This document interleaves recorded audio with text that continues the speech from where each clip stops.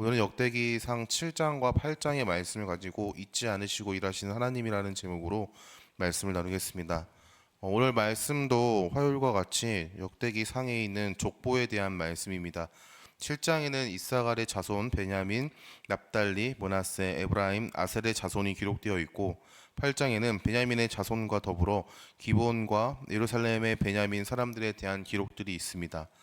우리는 족보를 보면 하나님께서 이것을 여기에 기록하신 목적은 무엇인가라는 물음표를 던지게 됩니다. 이것을 통해서 우리에게 깨닫게 하시는 것은 분명하게 있을 것인데 사실 주님의 마음을 깨닫기란 너무 어렵죠. 때로는 족보를 보면서 우리와 상관없는 사람들의 이야기나 하나님의 약속과는 멀어 보이는 사람들을 보면서 우리는 가볍게 넘어가는 경우가 많다는 것을 알 수 있습니다. 하지만 이 족보를 통해서 하나님께서 이들을 기억하시고 그리고 잊지 않으시고 일하신다는 사실들을 깨닫게 합니다. 생각해보면 마태복음에 기록된 사람들, 예수님께서 이 땅에 오시는 것에 있어서 언급되어지는 사람들만으로 충분하다라고 생각하지만 하나님께서는 그 외의 사람들도 외면하지 않으시고 잊지 않으시며 그들을 통해서 하나님께서는 선하심을 드러내고 있다는 사실을 알 수 있게 되죠. 오늘은 역대기상 7장과 8장의 말씀을 통해서 하나님의 선하심을 맛보길 소망합니다. 첫 번째로는 하나님은 자기의 백성을 기억하신다라는 사실입니다. 앞서 말씀드렸듯이 7장과 8장에는 족보가 기록되어 있습니다. 그 사람들을 볼 때면 중요함을 인지하지 못하게 됩니다.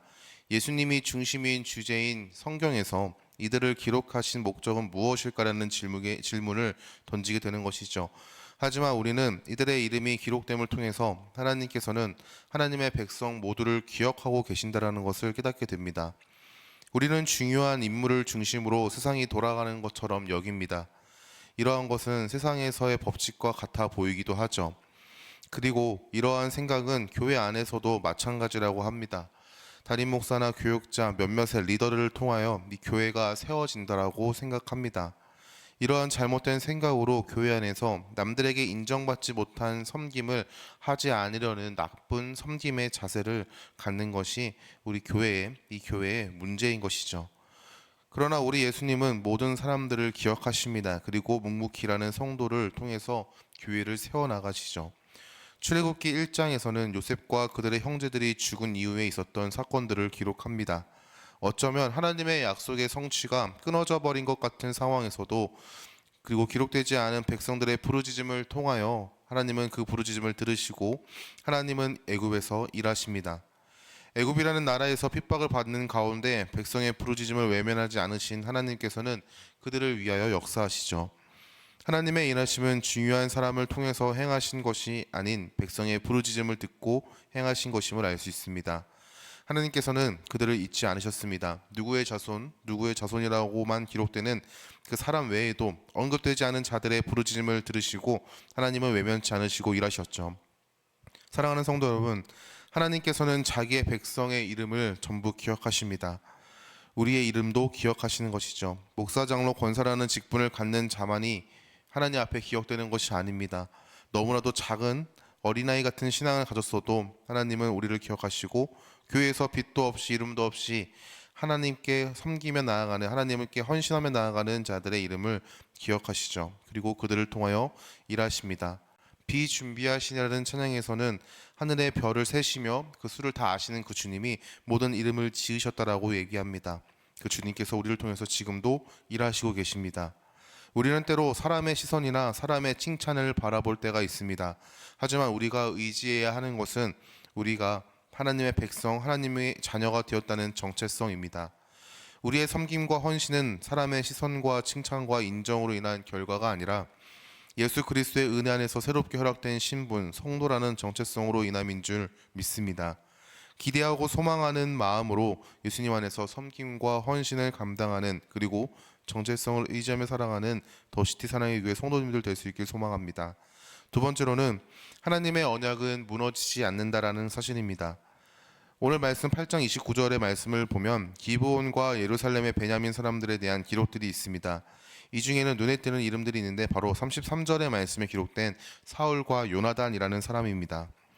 우리는 잘 알듯이 사울은 이스라엘의 첫 번째 왕으로서 하나님께 선택을 받은 인물이었습니다. 하지만 하나님께서 분명하게 아말렉 족속을 전부 다 진멸하라, 그의 소유 아래 있는 것들 모두도 진멸하며 어린아이와 소와 양과 상관없이 모든 것들을 진멸하라라는 분명한 명령을 허락하셨습니다.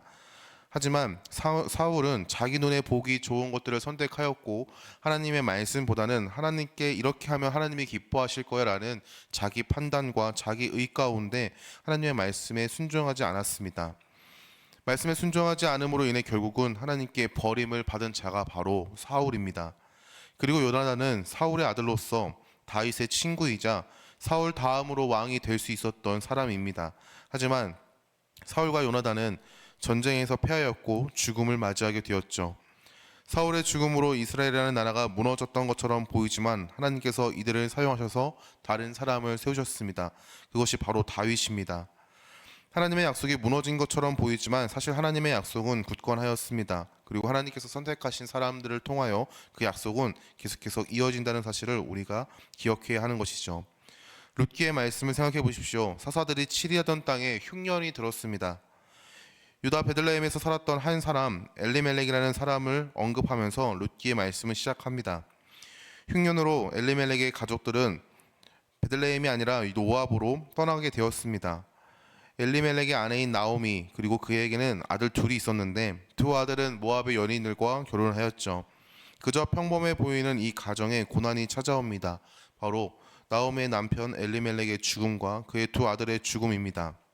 하지만 하나님께서는 이들을 외면하지 않으셨죠. 그리고 우리는 잘 아는 것처럼 나오미의 며느리를 통하여 하나님의 약속이 이어지고 하나님께서 계획하신 그 약속이 성취된다는 사실을 우리는 압니다. 나오미와 며느리 룻은 다시 유다로 돌아오게 되었고 룻이 보아스와 만나 나오미의 대를 이어주었습니다. 보아스와 룻을 통해 태어난 아이가 훗날의 다윗의 조상이 됩니다.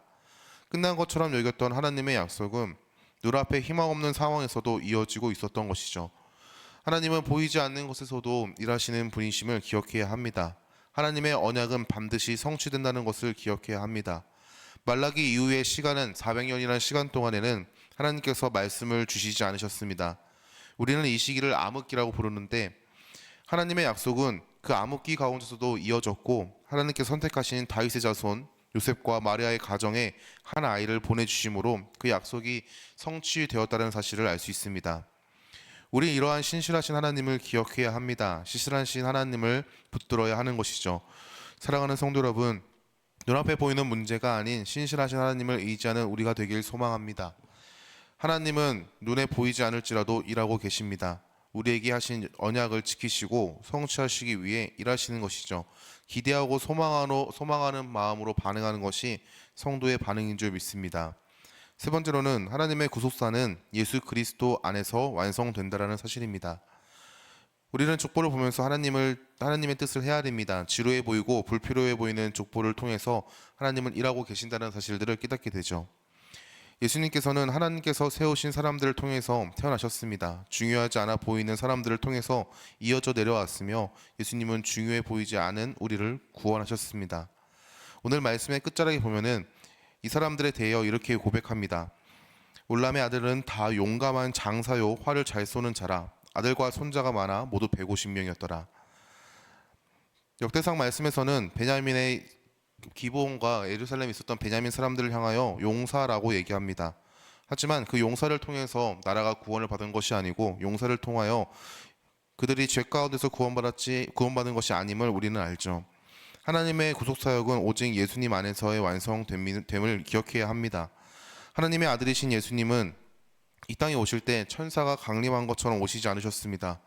그저 사람의 몸으로 이 땅에 오셨고 약속을 따라서 사람의 몸으로 이 땅에 사셨고 그리고 그의 나심은 흠모할 거 하나 없이 초라한 모습이었지만 하나님께서는 그를 통하여 하나님께서 계획하신 구원 계획을 성취하셨습니다. 족보는 마치 고속도로의 수많은 이정표와 같습니다. 지금은 내비게이션을 따라가기 때문에 표지판을 보는 일은 많지 않지만 이전에는 표지판을 보면서 목적지를 향해 나아갔습니다. 예수님의 나심은 이러합니다. 중요해 보이지 않은 표지판 끝에 도착점이 있는 것처럼 중요해 보이지 않는 사람들을 통하여 예수님께서는 이 땅에 오셨습니다. 예수님께서 이 땅에 오셔서 하나님의 구원의 계획을 성취하셨죠. 우리는 기억해야 합니다. 하나님의 일하심은 지금도 이루어지고 있다는 것을 말이죠. 우리가 잊고 있는 그때도 하나님께서는 일하십니다. 우리가 하나님을 떠났다라고 고백되어지는 그 순간에도 하나님은 우리를 위해서 일하시고 계십니다.